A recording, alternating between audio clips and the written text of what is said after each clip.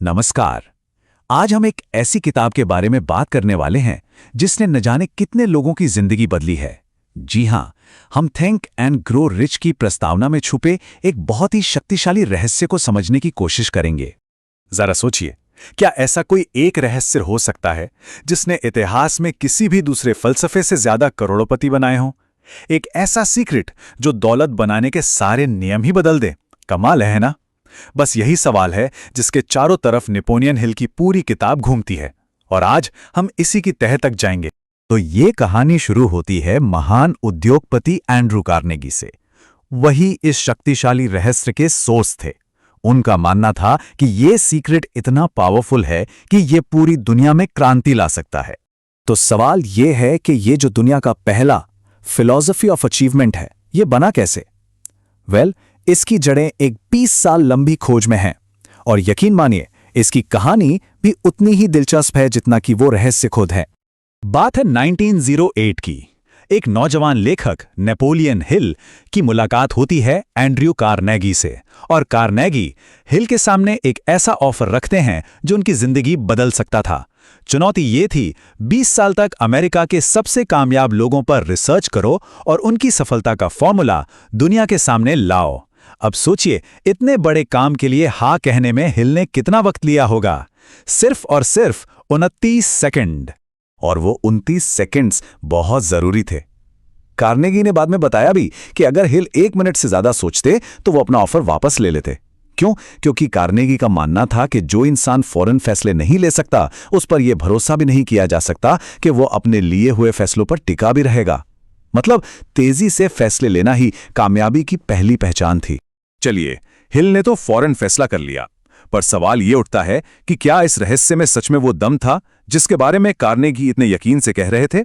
इसका सबूत हमें मिलता है उस दौर के बड़े बड़े उद्योगपतियों से जिन्होंने इसे अपनी जिंदगी में उतारा। स्क्रीन पर ये जो नंबर दिख रहा है, $12 अरब। ये कोई छोटी मोटी रकम नहीं है। ये आज के हिसाब से उतनी दौलत है जो चार्ल्स एम श्वाब ने बनाई थी। कैसे? सिर्फ एक आइडिया से। उन्होंने बस एक आइडिया का इस्तेमाल करके यूएस स्टील को ऑर्गेनाइज किया। जी हां, एक आइडिया, और नतीजा $12 अरब। और बात सिर्फ चार्ल्स श्वाब की नहीं थी। जैसे जैसे हिल अपनी रिसर्च में आगे बढ़े, उन्हें एक हैरान करने वाली बात पता चली। ये रहस्य उस जमाने के लगभग हर कामयाब इंसान की सफलता के पीछे की एक कॉमन कड़ी थी, एक साझा सूत्र। जरा इन नामों पर नजर डालिए। Henry Ford, Thomas Edison, John D Rockefeller, Alexander Graham Bell. ये वो लोग हैं जिन्होंने हमारी आज की दुनिया की नींव रखी। और इन सब में एक बात कॉमन थी। इन सभी ने अपनी जबरदस्त कामयाबी का क्रेडिट कार्नेगी के इसी एक रहस्य को दिया। इससे ज्यादा बड़ा सबूत और क्या हो सकता है इस सिद्धांत की पावर का? तो अब सबसे बड़ा सवाल कि आखिर ये रहस्य है क्या और इसे पाया कैसे जा सकता है? बस यहीं आकर मामला थोड़ा पेचीदा हो जाता है, क्योंकि इस रहस्य को खोजने के कुछ अजीब से नियम हैं, और यही नियम इसे और भी ज्यादा दिलचस्प बना देते हैं।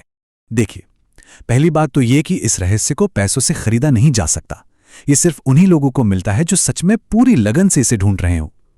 दूसरी बात, ये हमेशा 2 अलग अलग हिस्सों में मिलता है। और सबसे मजेदार बात पता है क्या है? इसका एक हिस्सा इंसान के पास पहले से ही मौजूद होता है। तो क्या इस रहस्य को समझने के लिए बहुत पढ़ा लिखा होना जरूरी है? बिल्कुल नहीं। इसका सबसे बड़ा उदाहरण है थॉमस एडिसन। सोचिए, सिर्फ 3 महीने की फॉर्मल स्कूलिंग। इसके बावजूद उन्होंने इस रहस्य को न सिर्फ समझा, बल्कि इसका इस्तेमाल करके वो दुनिया के सबसे महान आविष्कारकों में से एक बने और बेशुमार दौलत कमाई। ठीक है, तो हमने इसकी कहानी जान ली, इसके नियम भी समझ लिए। अब वक्त है उस आखिरी सुराग का, वो चाबी जो इस रहस्य का ताला खोल सकती है। और ये मत सोचिए कि ये कोई पुरानी बात है। ये रहस्य सिर्फ इतिहास की किताबों में नहीं है, इसकी विरासत आज भी जिंदा है। स्टीफन कोवी, एंथनी रॉबिन्स, आज के जमाने के जितने भी बड़े लीडर्स और मोटिवेशनल गुरु हैं, उनकी बातों में भी इसी सिद्धांत की गूंज सुनाई देती है। ये साबित करता है कि ये पावर टाइमलेस है। तो याद है, हमने बात की थी कि रहस्य का एक हिस्सा पहले से ही मौजूद होता है। वो क्या है? किताब की प्रस्तावना में एक बहुत बड़ा हिंट दिया गया है। कमाई हुई हर दौलत की शुरुआत एक आइडिया से होती है। जी हां, एक आइडिया। दुनिया की हर बड़ी दौलत, हर महान कामयाबी, हर आविष्कार, सब कुछ बस एक छोटे से विचार से ही तो शुरू हुआ है।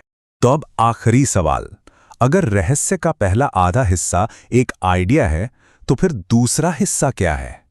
किताब इसका जवाब सीधे सीधे नहीं बताती। ये खोज हर इंसान को खुद करनी पड़ती है। तो सवाल यह है कि क्या उस दूसरे छुपे हुए हिस्से को खोजने की तैयारी है?